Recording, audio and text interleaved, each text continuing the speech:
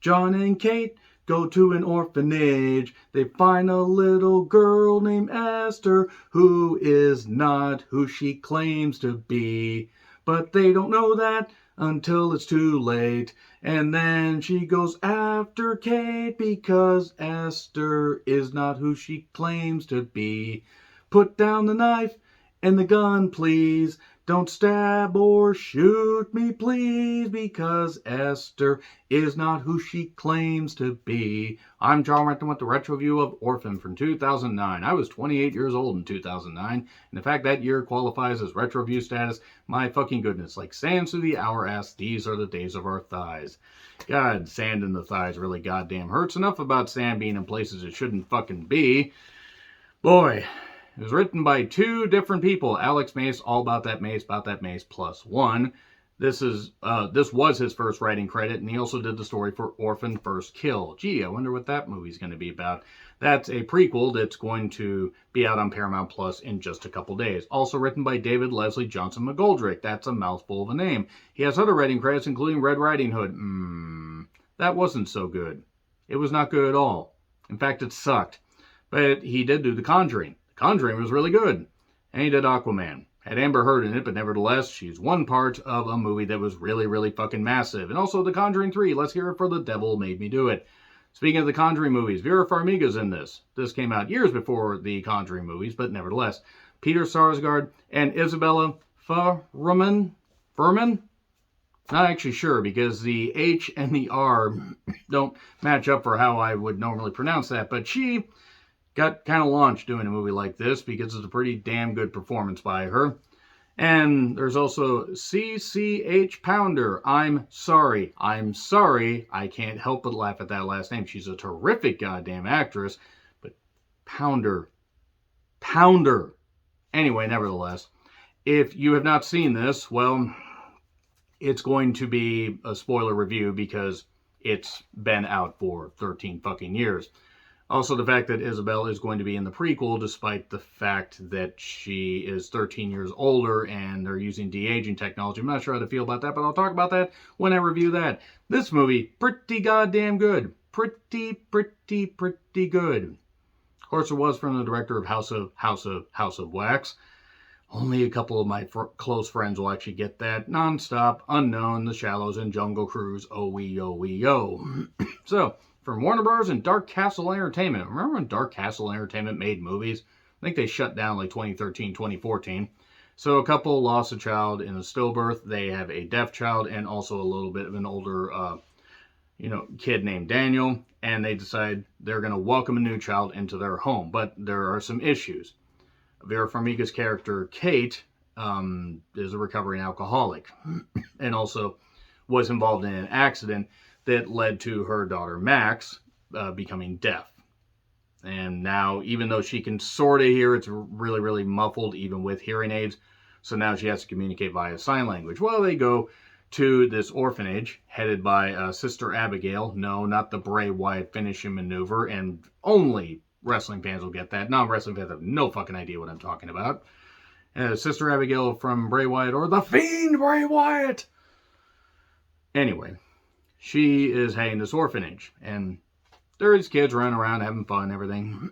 And Pierce Sarsgaard's character, John, focuses strictly on Esther, who's painting and talking and being all charming and everything. Isabel just sinking her teeth in this fucking role. Really, really good. It's hard to get good child actors, and she was really, really fucking terrific here. This came out in 2009. I imagine they probably filmed this by early 2009 at the latest, so she was 11 or 12 when this happened. But she's charming and everything, all this, and they decide they're going to take her home. Okay, cool. She's originally from Russia, and Esther's all nice and everything, and she has ribbons around her neck and around her wrists and everything, but she's really, really nice and peaceful, and even learned sign language on the way home to communicate with Max. Daniel's standoffish. He really doesn't want anything to do with having a new sister. Clearly, the cracks start to show eventually, but before that, there's this one moment where Daniel's shooting paintballs and shoots a pigeon Not realizing what the hell he was going to do with the living thing, he damaged it. And she said it's going to starve. Esther does. Is that what you want? She picks up a rock and smashes it. That's okay. It's in heaven now. What the hell's wrong with you? You're the one that shot it with a paint gun, you fucking brat. So, while Esther's taking a bath, Kate looks through her stuff and finds a Bible with a picture of an older guy. Like, maybe that's her dad. What the hell's going on? If you've seen the movie, you know exactly what's happening. There's a bully girl, Brenda, who she tries to pull the ribbon, and Esther just freaks the fuck out. And then Esther sees John and Kate fucking on the goddamn counter, which was hilarious. I mean, I would have with Vera Farmiga. I still would, actually, with Vera Farmiga, if we're being perfectly honest. John is totally oblivious. That's the one thing about this fucking movie, is every bit of evidence is being laid out. And yes, at first you could dismiss it, but then they make Peter Sarsgaard look like a goddamn idiot. And Daniel, he's standoffish, and he knows something's up. He knows something's not going right with her, mainly because he saw her kill a pigeon right in front of him. He also has a treehouse that he looks through nudie magazines with his friends, even though he's not old enough to do that. The treehouse basically gets locked up because Daniel swore, and you're not supposed to swear at your adopted sister. Is clearly a murderous psychopath. And Esther gets more aggressive. Sister Abigail talks about, well, all this stuff going on, talks on the phone, and then decides to go visit her, or go visit the family because she needs her dental records and stuff like that or whatever, even though you would think they would have that in the orphanage. You would think they would, but they don't.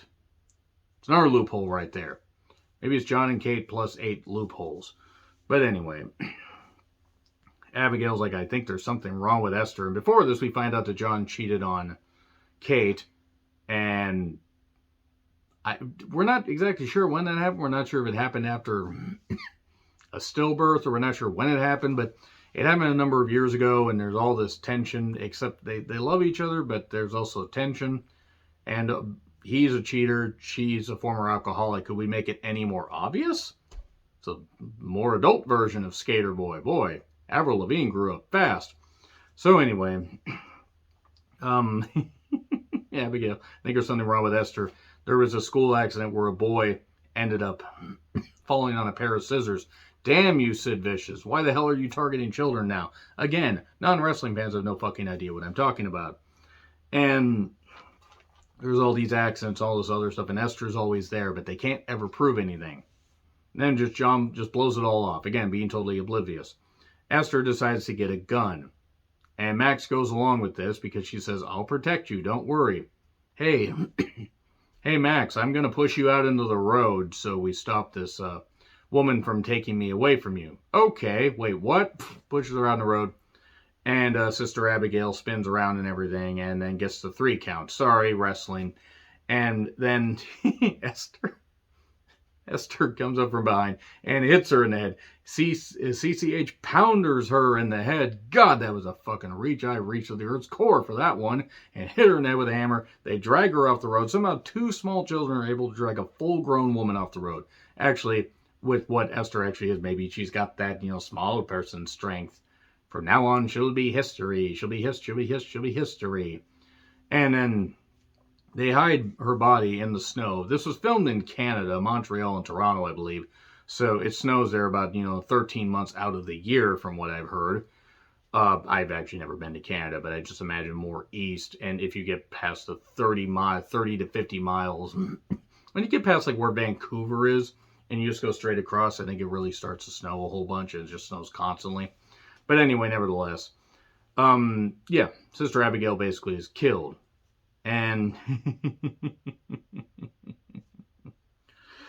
oh, God.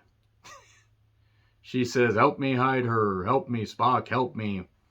Esther has a box cutter and threatens Daniel because Daniel sees them in the treehouse and like, I will cut your little prick off, before you know how to use it. Isabel was just great in this. She was fucking great. Sister Abigail hasn't been back, from her trip to visit you because she dead. And then they find her, And then there's a painting with a huge fire. It's in all these, cool, like, uh, you know, like dark colors and everything. Colors you can only see if you run a black light over it. Don't run a black light over that little girl's room. What's wrong with you people? Again, John is totally oblivious. Research scene. God, that late 2000s computer technology. Why do I feel so old saying that? Esther is hitting on him. Not blatantly, not yet. That scene comes up a little bit later. And then...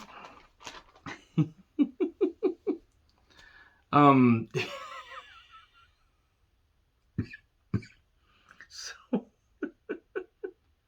the funniest stuff comes up later. Like, you have... you have all this stuff where John doesn't believe her. Vera Farmiga's character buys some wine but pours it down the sink. She doesn't do this. She doesn't decide to drink. And Esther basically is just bound and determined to separate everybody from the husband so she can focus on the husband because she's not actually a kid. Have you figured that out? Then Kate calls this institute. This institute says, well, we're not an orphanage. We're a mental institution. And then there's, this treehouse that's on fire. Very dicey fire effects. Ooh, very dicey. And it's not even that it hasn't aged well, because there are things from 2002 that have aged just fine. This was just cheap. But Max stops Esther from crushing Daniel's head with a rock. Oh my God, Daniel, in an alternate universe, Nancy Benoit would have said that to Chris right before. Anyway, and nearly kills Daniel, so he's in the hospital. John still blows it all off despite all his fucking evidence. God, guys named John are stupid. Yeah, actually, I deserve that one. And Esther basically tries to smother Daniel, and then Vera Farmiga slaps her, but then, she ends up in the hospital as well, because Vera kind of has, a snap. She has a head injury, all this stuff and everything. And now Esther is dressing up, makeup, a dress on and everything and all this stuff, and just saying to John, let me take care of you, and hitting on him. And it's creepy and hilarious. It's just so fucking bonkers. They play it off well. They do play it off well. I mean, I'm not saying it's not creepy. It fucking is. Don't do that fucking shit. But goddamn, the way they do it, they just manage to find the right amount of humor. And then this doctor calls while Kate is in the hospital and says, that little girl is a grown woman. She has a hormonal disorder, and she's actually a dwarf. And she was born in 1976 as Lena Clamier, like Clamato. But anyway, every time she gets with a family, she tries to seduce the husband, and when she can't, she kills him. See, the thing is, they just didn't say one. So I bet you they could actually do orphan first kill, orphan second kill, orphan third kill, and orphan final kill. Except that wouldn't make sense because she killed people in this one. But now John is finally figuring out what the hell's happening. Oh my God, there's something wrong with this kid. It's not actually a kid. The power goes out because Esther cuts the power, and then she kills him because he refuses her advances. Because she's actually a little kid. But also, no. I mean, I don't care how you get down. If you want to be with somebody that just has dwarfism, but just the visual of it, the fact that she was actually a little girl playing a dwarf, it's just creepy and weird and wrong. They did a great job with just practical effects and just a little bit of shading to make her look older. Good stuff here. And because, Vera Farmiga's a woman driver, she drives right into the house instead of being able to hit the brakes. To be fair, it is, snowing, and that'll kill off the female demographic for my show, even though I'm just kidding. And then Esther has the gun, shoots her. Max and Esther end up in a greenhouse. And because greenhouse glass is not meant for human footing or human weight, what ends up happening is she falls through and falls right on Esther. And I mean, it crushes her. I mean, just good stunt right there. And she carries Max off. She had called the police on the way home, and the police come out there in the snow. And then there's this pond. By the way, the reason Max is deaf is because of almost drowning because of a crash. And fortunately, you know, everybody's all right now except for the fact she can't hear. But Kate and Esther are fighting on the pond. And Max decides to shoot, but she hits the pond and hits the ice, and then the ice shatters. And then they're fighting, and Esther's trying to claw on her leg while having the knife behind her back, says, "Don't let me die, Mommy. I'm not your fucking mommy." Boom! Kicks her in the head, and then she breaks her neck and falls into the water. So yeah, that's it. We're not getting a sequel. We're getting a prequel to Orphan. And maybe we'll figure out the lore and they'll tie some things up. Like, how the fuck did they manage to not have the paperwork? And how the fuck did this girl get over here? This movie also could have been about 15, 20 minutes shorter, I think. But it's pretty good. I don't know if the sequel or the prequel is going to be very good because it's directed by the same guy who did Stay Alive, The Devil Inside, The Boy, Brahms, The Boy 2, and Separation. But we'll see. Anyway, let me know your thoughts in the comments. Like, share, subscribe, Twitter handle in the description. I'm John Rickland. I'll see you soon.